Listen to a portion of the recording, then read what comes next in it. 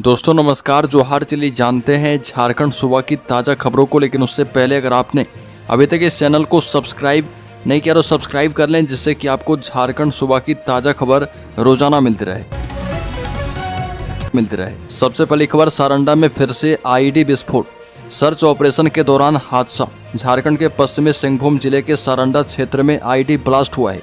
Search operation के दौरान नक्सलियों के द्वारा लगाए गए आईईडी में विस्फोट हो गया और विस्फोट की घटना छोटा नागरा थाना क्षेत्र के मरांग पोंगा जंगल में हुई है। इस विस्फोट में झारखंड जगुआर का एक जवान घायल हुआ, जिसे एयरलिफ्ट करके रांची लाया गया। अगली खबर की बात करें तो पश्चिमी सिंहभूम में युवक की हत्या। पश्चिमी सिंहभूम के खुटपानी प्रखंड में एक दर्दनाक घटना सामने आई। बासाहातू गांव के 32 वर्षीय मंजीत हाई बुरु की हत्या कर दी गई। मंजीत शाम को दोपाई बाजार गए थे और रात में घर नहीं लौटे। बता दें कि सुबह ग्रामीणों ने बासा गमारिया गांव के पास सड़क किनारे उनका शव देखा। सूचना मिलते ही 15 साली ओपी प्रभारी मृणाल कुमार पुलिस बल के साथ मौके पर पहुंचे। शव को पोस्टमार्टम के लिए सदर अस्पताल चाईबासा भेज दिया गया है। अगली खबर, धनबाद में बैंक मोड़ ओवरब्रिज मरम्मत से पहले कार्रवाई। हीरापुर से बरमसिया तक अतिक्रमण हटाया गया, वैकल्पिक मार्ग किए गए साफ। धनबाद में बैंक मोड़ ओवरब्रिज की मरम्मत से पहले प्रशासन ने वैकल्पिक मार्गों को सुगम बनाने की कवायद शुरू कर दी है। नगर निगम, आरपीएफ और बैंक मोड़ थाना पुलिस की संयुक्त टीम ने अतिक्रमण हटाओ अभियान चलाया। टीम ने हीरापुर से शुरू होकर बरमसिया होते हुए रेलवे स्टेशन के दक्षिणी छोर तक अभियान चलाया।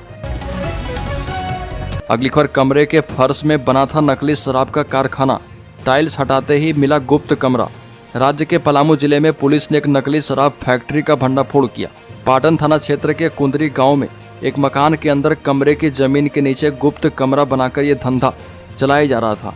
पुलिस को सूचना मिली थी कि जितेंद्र प्रसाद अपने घर में अवैध शराब का कारोबार कर रहा। पुलिस अधीक्षक के निर्देश पर एक टीम का गठन किया गया है। अगली खबर, लातेहार में अवैध निर्माण रोकने गई पुलिस पर हमला। थाना प्रभारी समेत 8 पुलिसकर्मी हुए घायल, 5 आरोपी इस मामले में जेल भेजे गए। झारखंड के लातेहार में अवैध मकान निर्माण को रोकने गई पुलिस टीम पर ग्रामीणों ने हमला कर दिया। जालिम खुर्द गांव में पुलिस टीम पहुंची थी। घायलों में एसआई विक्रांत उपाध्याय, राजा दिलावर, सुरेंद्र कुमार महतो, रामाकांत गुप्ता और सिपाही प्रवेश यादव शामिल हैं। अगली खबर, बाबूलाल ने मुख्यमंत्री को लिखा पत्र। जेसीए चुनाव पारदर्शी और निष्पक्ष करवाने की मांग।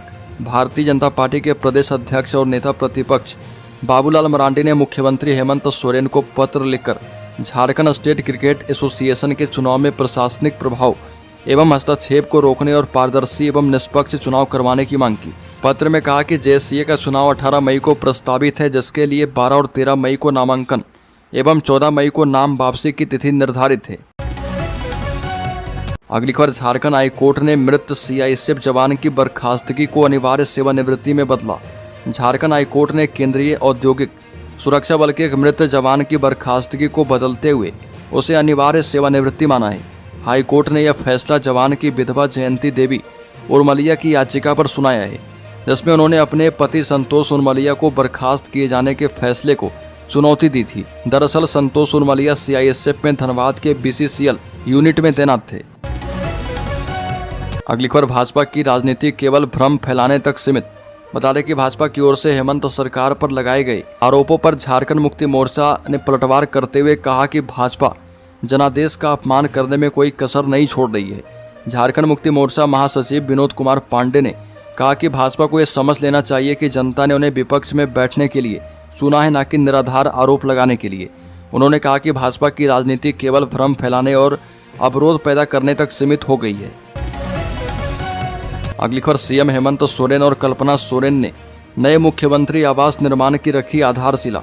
मुख्यमंत्री हेमंत सोरेन अपनी धर्मपत्नी और विधायक कल्पना सोरेन के संग मुख्यमंत्री आवासीय परिसर में पूरे विधि विधान से पूजा अर्चना करके नए मुख्यमंत्री आवास निर्माण की आधारशिला रखी है। बता दें कि इस दौरान विधि विधान पूर्वक पूजा संपन्न किया गया और इस दौरान मुख्यमंत्री नए सीएम आवास के निर्माण के लिए आधारशिला रखते हुए नजर आए।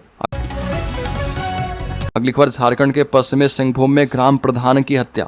बता दें कि झारखंड के पश्चिमी सिंहभूम जिले में उनका शव सड़क किनारे मिला। मृतक की पहचान मंजीत हैबरू के रूप में की गई है, जो खुटपानी प्रखंड के बसाहातू गांव के निवासी थे। पुलिस के मुताबिक मंजीत बाजार गए थे, लेकिन रात तक घर नहीं लौटे। अगली खबर, सौर पंपों से सरकार को सालाना 188 करोड़ की हो रही बचत। झारखंड में जल जीवन मिशन के तहत राज्य सरकार ने 97,929 सौर ऊर्जा आधारित एकल गांव योजनाएं शुरू की है, जिससे 62 लाख ग्रामीण परिवारों में से 34 लाख परिवारों को नल के माध्यम से जल की आपूर्ति सुनिश्चित की जा रही। इसके तहत अब तक 88,281 सोलर पंप लगाए जा चुके हैं, जिनकी कुल क्षमता 99,298 किलोवाट है। अगली खबर, बिहिप के केंद्रीय महामंत्री 13 को पहुंचेंगे रांची, कई बैठकों में होंगे शामिल। विश्व हिंदू परिषद के केंद्रीय महामंत्री बजरंग बांगड़ा अपने 2 दिवसीय झारखंड प्रवास पर 13 मई को रांची पहुंच रहे।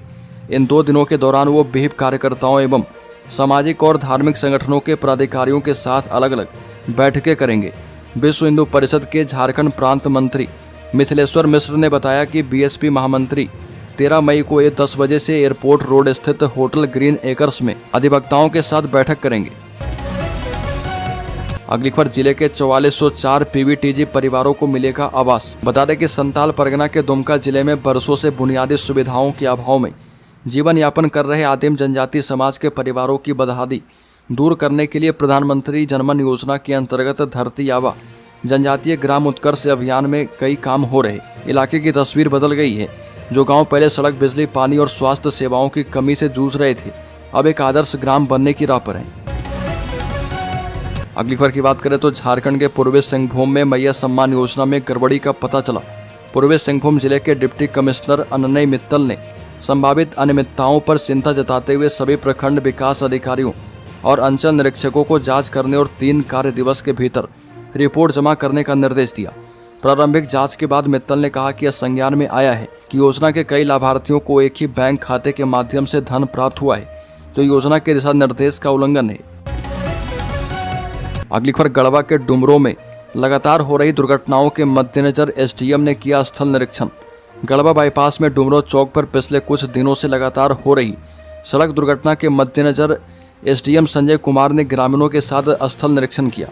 ग्रामीणों से संकलित सूचनाओं के मुताबिक उक्त स्थल दुर्घटना की दृष्टिकोण से अत्यंत संवेदनशील है। पिछले कुछ समय में यहाँ पर 3 भीषण दुर्घटनाएं हो चुकी हैं। उनमें एक दुर्घटना शनिवार को भी हुई। उक्त घटना में एक महिला की मौत हो गई थी।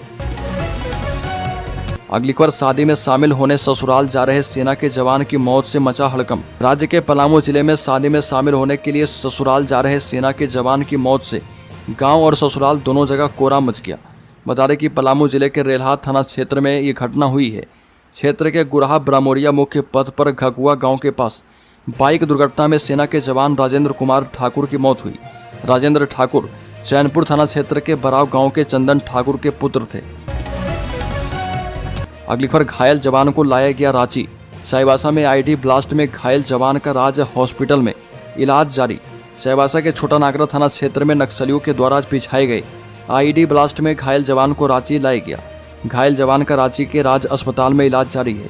बता दें कि चाईबासा के छोटा नागरा थाना क्षेत्र में नक्सलियों के द्वारा बिछाए गए आईडी की चपेट में आने से झारखंड जगुआर का जवान मनोज कुमार दमाई घायल हो गए। अगली खबर, मंत्री डॉक्टर इरफान अंसारी ने सीपी सिंह पर बोला हमला, कहा कि नफरत की राजनीति बंद करके सबूत करें पेश। बता दें कि मंत्री इरफान अंसारी ने कहा कि सीपी सिंह की जहरीली जुबान इस देश में नफरत की असली जड़ है। अगर उनके पास सबूत है तो कानून को सौंपे। धर्म और मदरसों को बदनाम करने का ठेका उन्हें किसने दिया है? डॉक्टर अंसारी ने आरोप लगाया कि सीपी सिंह एक मासूम की गलती को आतंकी संगठन आईएसआईएस से जोड़कर ओछी राजनीति कर रहे। अगली खबर, बुद्ध पूर्णिमा पर झारखंड में श्रद्धालुओं ने गंगा में लगाई आस्था की डुबकी। साफा ओढ़कर आदिवासियों ने ऐसे की पूजा अर्चना। बता दें कि झारखंड में एकमात्र साहिबगंज जिले के राजमहल से प्रवाहित उत्तर वाहिनी गंगा घाट पर बुद्ध पूर्णिमा के मौके पर बड़ी संख्या में आदिवासी एवं गैर आदिवासी श्रद्धालुओं ने आस्था की डुबकी लगाई। स्थानीय पुरोहितों ने कहा कि वैशाख महीने की पूर्णिमा के मौके पर पवित्र गंगा स्नान करने से पापों से मुक्ति मिलती है, जीवन में संपन्नता, सुख, समृद्धि एवं शांति की भी प्राप्ति होती है। अगली खबर, झारखंड में नाबालिग से हैवानियत। दरिंदों ने शादी समारोह से अगवा करके किया सामूहिक दुष्कर्म, सभी 6 आरोपी अरेस्ट। बता दें कि गुमला जिले के सरायडी प्रखंड के सुरसांग थाना क्षेत्र की एक नाबालिग लड़की का अगवा करके सामूहिक दुष्कर्म किया गया। दुष्कर्म के बाद लड़की जब बेहोश हो गई तो उसे मरा हुआ समझकर जंगल में छोड़कर 6 युवक फरार हो गए। आरोपियों के विरुद्ध नाबालिग लड़की के पिता ने सुरसांग थाने में प्राथमिकी दर्ज करवाई है। और जिन आरोपियों को सामूहिक दुष्कर्म के आरोप में पकड़ा गया उनमें सुरसांग थाना क्षेत्र के बोकाकड़ा गांव के सुरेंद्र नगेसिया, अर्पण रोशन सोरेंग, बिमल कुमार, संजू राम और सिमडेगा निवासी अमरदीप कुल्लू, बोकाकड़ा थाना सुरसांग निवासी दिनेश तिर्की उर्फ नितिन शामिल है। अगली खबर, झारखंड के सरकारी स्कूलों में कुकिंग कॉस्ट बढ़ा पर मिड डे मील की राशि नहीं मिली। सरकारी स्कूलों में मध्याह्न भोजन के लिए कुकिंग कॉस्ट की राशि तो बढ़ी है, लेकिन ना तो पहले की और ना ही बढ़ी हुई राशि का ही भुगतान हो पाया। स्कूलों में दुकानदारों से उधार लेकर बच्चों को मिड डे मील परोसा जा रहा। शैक्षणिक सत्र शुरू हुए 40 दिन से ज़्यादा हो चुके हैं, लेकिन कुकिंग कॉस्ट की राशि नहीं मिल पाई है। कुकिंग कॉस्ट की बढ़ी राशि का भुगतान 1 मई के प्रभाव से किया जाना है। अगली खबर, झारखंड के शेयर होल्डर्स इन्वेस्टर्स के लिए भारत पाक सीज फायर के बाद 2975 अंक चढ़ा सेंसेक्स। भारत पाकिस्तान के बीच सीज फायर की घोषणा के बाद 12 मई को सेंसेक्स 2975 अंक चढ़कर 82,430 के स्तर पर बंद हुआ। सेंसेक्स की ये साल की सबसे बड़ी तेजी है। इससे पहले सेंसेक्स 15 अप्रैल को 1577 पॉइंट या 2.10% चढ़ा था। सेंसेक्स के 30 में से 28 शेयर में तेजी है।